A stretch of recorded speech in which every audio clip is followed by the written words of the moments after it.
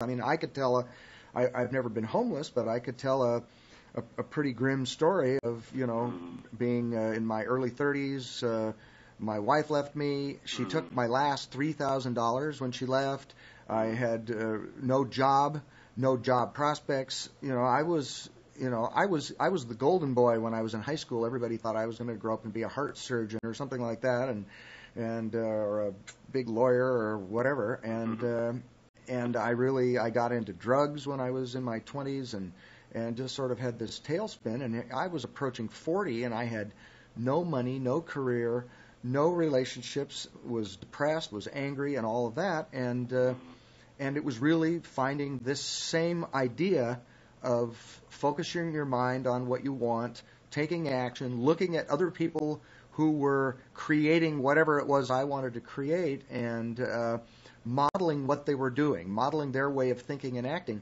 And boy, I stumbled many times where I, made a little progress, and then I stumbled and then thought, oh, this is a pipe dream, I can't do this, but I guess I was just at the point where I thought, well, there's nothing else to do but keep going. I don't know, it was either keep going or kill myself, and I really didn't feel like killing myself, so I kept going, and eventually, through a lot of wrong turns and stumbles, I figured out how to do this. And like you, I don't feel like I've mastered this completely. I don't feel like in every moment I'm totally in control of my mind, but I certainly notice the times when I'm not in control of it, and sometimes I sit there and wallow in feeling lousy for a little while before I say, okay, enough of this. But as soon as I decide that I'm going to change it, I know how to change it, and I do change it, and when I change it, it works. So Beautiful, beautiful. Well, I didn't even know all about your background there, so thanks for sharing that personal story, and I'm glad you did, because it's, again, a reminder that all of this is available to everybody. We're not born knowing all of this material. We learn it. And for the first part of our life, for the vast majority of people, they go through their entire lives totally unconscious. Totally unconscious. Live to the age of 90 and die totally unconscious, just living out whatever their programming was in the beginning. And those of us who are on the call, listening to this right now, my best bet is that they're far more alert and far more conscious, and we're just kind of raising the bar here. And as I listen to you, Bill, you are raising it even for me and helping me realize, yes, I want to be more aware in each moment. I'm not quite there yet, but I'm going in that direction, and I feel good about that kind of process. Thinking about the people that have trouble adopting this, there's a question I've thought about a lot over the years, because I deal with so many people, and some of them just take this information and just run with it, and within a very short time their life really is substantially different. And then there are other people that just have the hardest time, and I kept thinking, what is it about these people that have such a hard time, and how can I help them? And finally what I concluded was that the people that have a really hard time with this are unwilling to adopt one particular principle that I think is probably the core principle behind all this stuff, and we've sort of touched on it already, and that is the idea that no matter how it looks, in some way or other, you're creating how you feel in every moment, and you're creating all the situations and people that you attract or are attracted to. And because a lot of people cannot see how they're doing that, because that process to them so far is unconscious, out of their awareness, they conclude that the triggers outside of them, the stuff they're taking in through their senses, is the cause of how they feel, whereas it's really what they're doing with it. So anyway, I've just found that the people that just will not buy into this idea that somehow, even if they can't figure it out, they're creating all this stuff, those people really stay stuck. Once somebody adopts that point of view, then they can start figuring out, how the how-to part of it. Beautiful, beautiful. Well, I think what you're saying is a statement that I make in the Attractor Factor, where I say that you have to take 100% responsibility for everything that occurs in your life in order for you to change these things.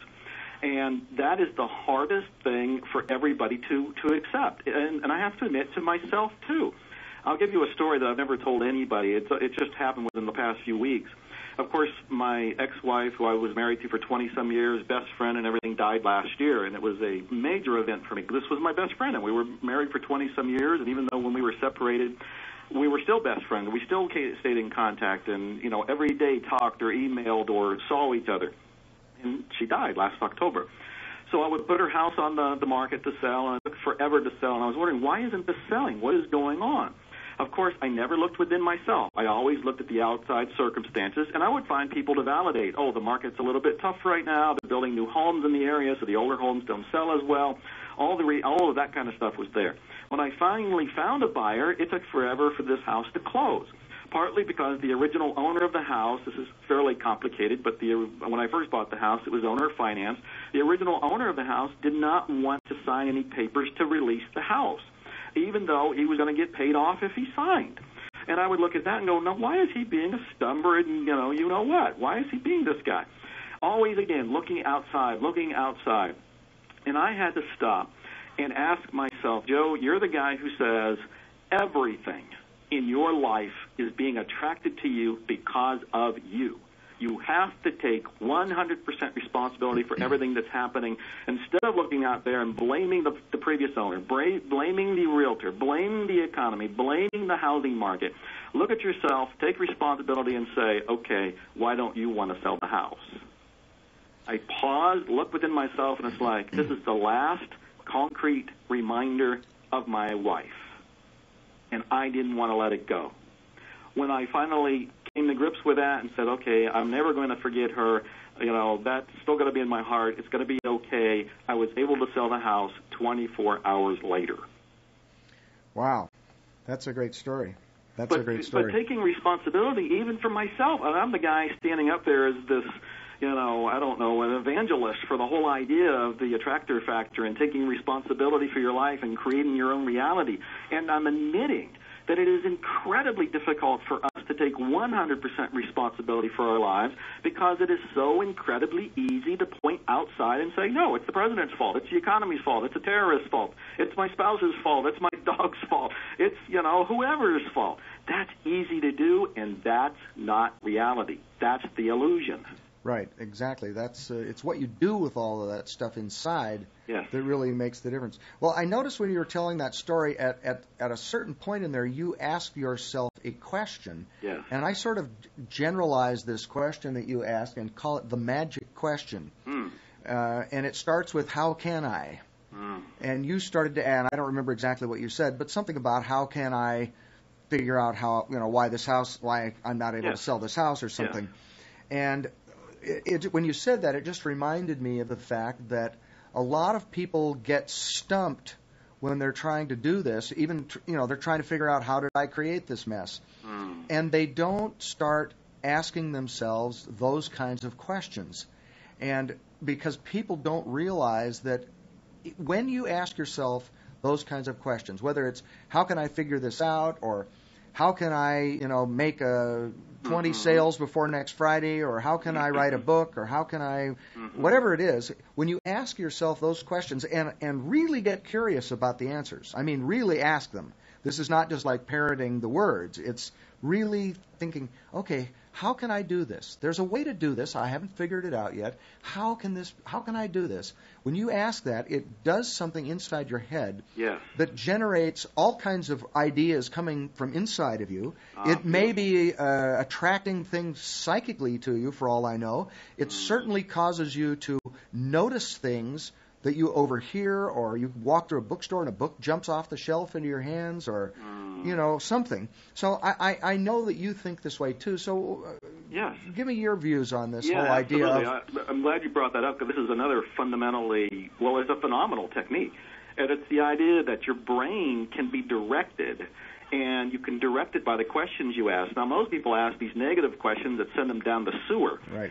What's wrong with me? The favorite question of the mind is something like, what if? What if things go bad? What if I can't pay my bills? What if I don't lose weight? What if I have a health problem? What if she leaves me? They ask the negative question. And that causes your brain to go, and the brain's neutral. The brain's just got to go after the solution that you gave the question there for.